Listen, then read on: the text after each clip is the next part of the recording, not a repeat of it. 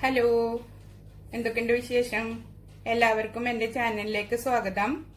ഞാൻ ഇന്ന് ഉണ്ടാക്കാൻ പോകുന്നത് ഈസി ആയിട്ടുള്ള ഒരു വെജിറ്റബിൾ കുറുമയാണ്. ചെട്ടിനാട് വെജിറ്റബിൾ കുറുമ. അതിന് ആദ്യം നമുക്ക് വേണ്ടത് കുറച്ച് വെജിറ്റബിൾസ് വേവിച്ചെടുക്കണം. അതിനുശേഷമാണ് ഗ്രേവി ഉണ്ടാക്കുന്നത്. ഇത് ബാച്ചിലേഴ്സിനൊക്കെ ഈസി ആയിട്ട് ഉണ്ടാക്കാൻ പറ്റിയ ഒരു കറിയാണ്. അതിന് നമുക്ക് ആദ്യം കുറച്ച് വെജിറ്റബിൾസ് കട്ട് ചെയ്തെടുക്കണം. Carrot, beans, potato. ഞാനത് കട്ട് ചെയ്യുന്നത് കാണിക്കുന്നില്ല. ഇതെല്ലാം കട്ട് ചെയ്തെടുക്കണം. എന്നിട്ട് നമുക്കത് കുക്കറിലിട്ടിട്ട് വേവിച്ചെടുക്കാം. കുക്കറിലേക്ക് ഒരു പൊട്ടാറ്റോ കട്ട് ചെയ്തത് ഇട്ട് കൊടുക്കാം.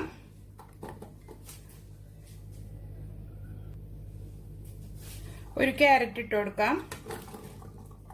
ഇത് ഞാൻ കഴുകി നന്നായി വൃത്തിയാക്കി എടുത്തതാണ്. അതിലേക്ക് 1/2 കപ്പ് ഫ്രോസൺ കോൺ എടുത്തിട്ടുണ്ട്, അതിട്ട് കൊടുക്കാം.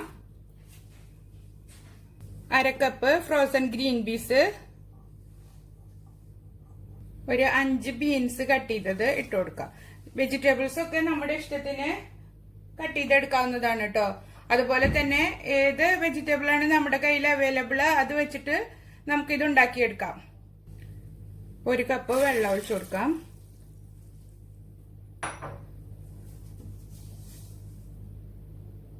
പാകത്തിന് ഉപ്പും ചേർത്ത് നമുക്ക് കുക്കർ അടച്ചു വെച്ചിട്ട് ഒരു വിസിൽ വരുന്നവരെ വേവിച്ചെടുക്കാം.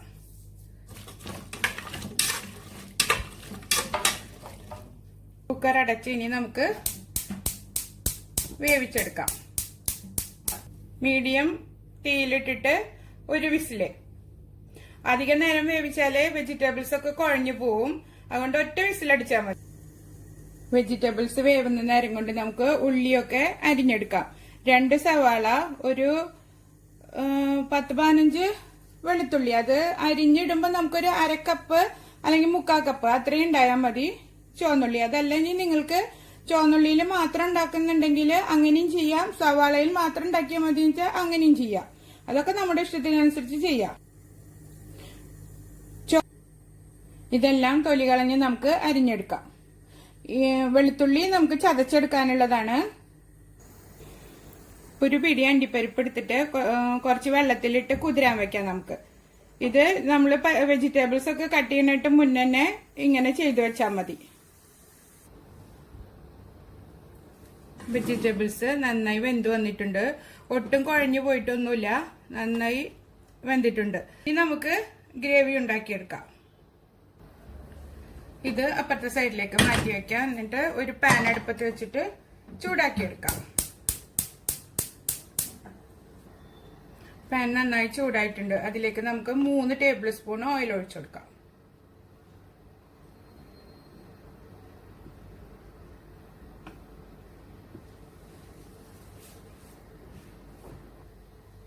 ഓയിൽ ചൂടായതിലേക്ക് നമുക്ക് ഒരു 1/4 ടീസ്പൂണ് ജീരകം ഇട്ട് കൊടുക്കാം. ഒരു ചെറിയ കഷ്ണം പട്ട എടുത്തിട്ട് ഇങ്ങനെ പൊട്ടിച്ചിട്ട് അതും ഇട്ട് കൊടുക്കാം. മൂത്ത മണം വരുമ്പോൾ നമുക്ക് ഇതിലേക്ക് സവാള ചേർത്ത് വഴറ്റിയെടുക്കാം. സവാളയും ചുവന്നുള്ളിയും ഞാൻ ഒരുമിച്ച് ചോപ്പ് ചെയ്തെടുത്തതാണ്. അതിട്ട് നമുക്ക് വഴറ്റി കൊടുക്കാം.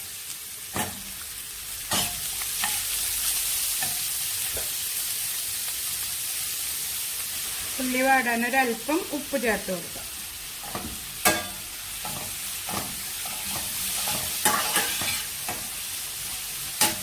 ഇത് നമുക്കൊരു ഗോൾഡൻ കളർ ആവുന്ന വരെ വഴറ്റിയെടുക്കാം. ഇപ്പോ നമ്മൾ വെജിറ്റബിൾ വേവിച്ചതിലേക്ക് നിങ്ങൾക്ക് വേണമെങ്കിൽ കോളിഫ്ലവർ ചേർക്കാം. ക്യാപ്സിക്കം ഉണ്ടെങ്കിൽ ഈ വഴറ്റണ സമയത്ത് ക്യാപ്സിക്കം ചേർത്ത് കൊടുക്കാം. ഉള്ളി വാടുന്ന നേരം കൊണ്ട് നമുക്ക് ഈ തക്കാളി ഒന്ന് അരച്ചെടുക്കാം. ചെറിയ തക്കാളി ആയതുകൊണ്ടാണ് ഞാൻ 2 എണ്ണം എടുത്തിരിക്കുന്നത്. വലുതാണെങ്കിൽ 1 മതി.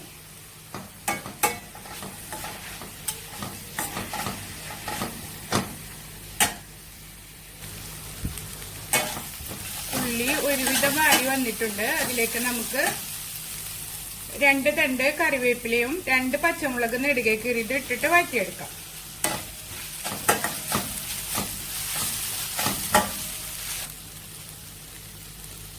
സ്റ്റീലിന്റെ പാനിലാണ് വഴറ്റണമെങ്കിൽ എപ്പോഴും ചെറിയ തീയിലിട്ടിട്ട് വഴറ്റിയെടുക്കണം. ഇല്ലെങ്കിൽ സൈഡൊക്കെ പെട്ടെന്ന് കരിഞ്ഞു വരും.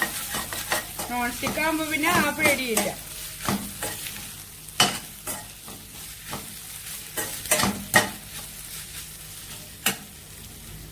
ഇതിലേക്ക് ജിഞ്ചർ ഗാർലിക് പേസ്റ്റ് ചേർത്ത് കൊടുക്കാം. ഞാൻ നേരത്തെ ജിഞ്ചർ പറയാൻ മറന്നിരുന്നു. ആ ഒരു കുടം വെളുത്തുള്ളിയും ഒരു ചെറിയ കഷ്ണം ജിഞ്ചറും കൂടി അരച്ചെടുത്തതാണ്. 1 ടേബിൾ സ്പൂൺ കിട്ടിയിട്ടുണ്ട്. അത് ഇതിലേക്ക് ചേർത്ത് കൊടുക്കാം. ജിഞ്ചർ ഗാർലിക് പേസ്റ്റിന്റെ ഫ്ലേവർ അധികം ഇതിലേക്ക് വേണമെന്നില്ല. ചെറിയൊരു മുണം കിട്ടിയാൽ മതി.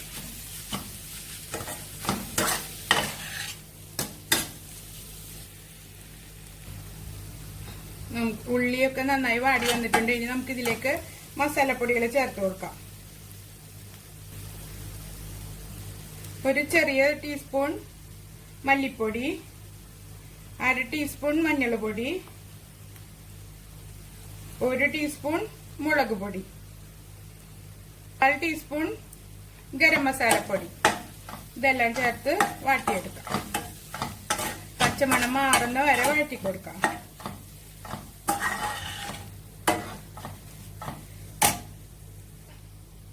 അതിലേക്ക് തക്കാളി അരച്ചത് ചേർത്ത് കൊടുക്കാം.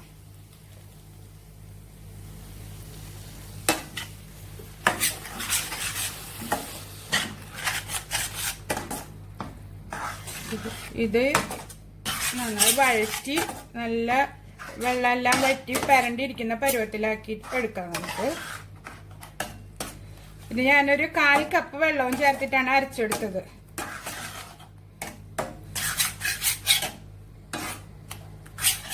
ഞാൻ കാശ്മീരി മുളക് പൊടിയാണ് ചേർത്തിരിക്കുന്നത്. ഞാനിവിടെ സ്വതവേ എരിവ് വളരെ കുറവിലാണ് ഉണ്ടാക്കാറ്. നിങ്ങളുടെ എരിവിനനുസരിച്ചിട്ട് മുളക് പൊടി ചേർത്ത് കൊടുക്കണം. ഇതിന്റെ പച്ചമണമെല്ലാം മാറി നന്നായി വെള്ളമൊക്കെ വറ്റി എണ്ണ തെളിഞ്ഞു വരുന്ന പരുവത്തിലാക്കിയിട്ട് നമുക്ക് വഴറ്റിയെടുക്കണം. ഒരു 5-6 മിനിറ്റ്.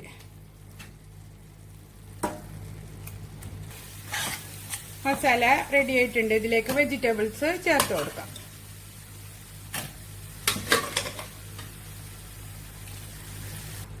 വെള്ളത്തോട് കൂടി നമുക്ക് ഒഴിച്ചു കൊടുക്കാം.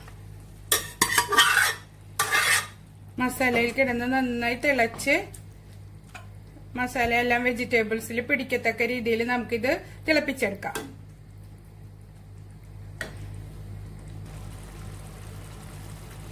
കറി നന്നായി തിളച്ച് കുറുകി വന്നിട്ടുണ്ട്. അതിലേക്ക് നമുക്ക് നേരത്തെ കുതിർത്തെടുത്ത അണ്ടിപ്പരിപ്പും 2 ടേബിൾ സ്പൂൺ തേങ്ങയും ചേർത്ത് പേസ്റ്റ് പരുവത്തിൽ അരച്ചിട്ട് ഇതിലേക്ക് ചേർത്ത് കൊടുക്കാം. ഒരു 1/4 കപ്പ് വെള്ളവും ചേർത്ത് അരച്ചെടുത്തതാണിത്. നല്ല സ്മൂത്തായിട്ട് പേസ്റ്റ് പരുവത്തിൽ അരച്ചെടുക്കണം.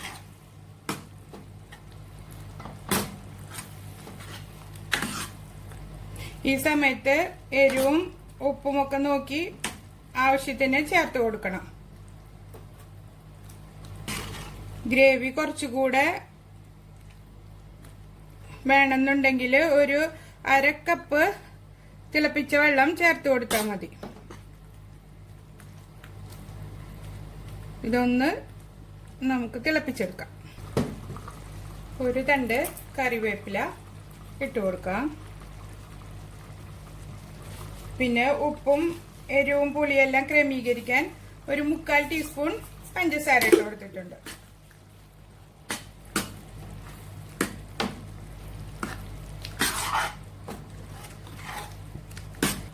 ഫ്ലെയിം ഞാൻ ഓഫ് ചെയ്ത് കൊടുത്തിട്ടുണ്ട്. ഇനി ഇത് മൂടി വയ്ക്കാം.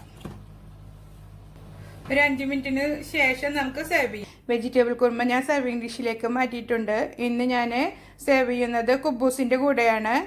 നിങ്ങൾക്ക് അപ്പം, ചപ്പാത്തി, കുബൂസ്, പൊറോട്ട ഏതിൻ്റെ കൂടെ വേണമെങ്കിലും കഴിക്കാവുന്നതാണ്. ഇപ്പോൾ രാവിലെ കുട്ടികൾക്ക് പൂരിയുടെ കൂടെ കൊടുത്തു വിടാനും നല്ലൊരു കറിയാണിത്. എല്ലാവരും ട്രൈ ചെയ്ത് നോക്കണം. ഇഷ്ടമായ സബ്സ്ക്രൈബ് ചെയ്യണം, ലൈക്ക് ചെയ്യണം, ഷെയർ ചെയ്യണം. Thank you for watching.